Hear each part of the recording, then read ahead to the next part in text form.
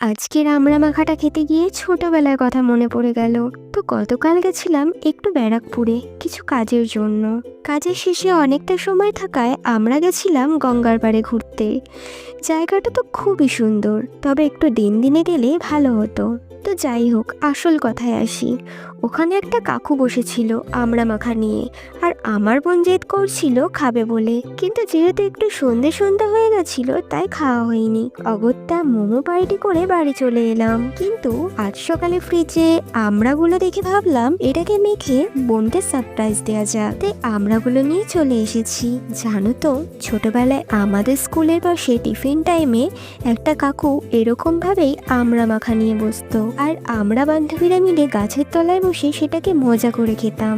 আমড়া মাখাটা তো সেমই ছিল, কিন্তু তার সাথে মিশে ছিল অনেকটা ইমোশন। আজ সেটা খুব মিস করি। এই দেখো, এখানে আমার মাখাটা রেডি। তো তোমরা ছোটবেলায় কি কি মাখা খেয়েছো কমেন্টে বলো দেখি।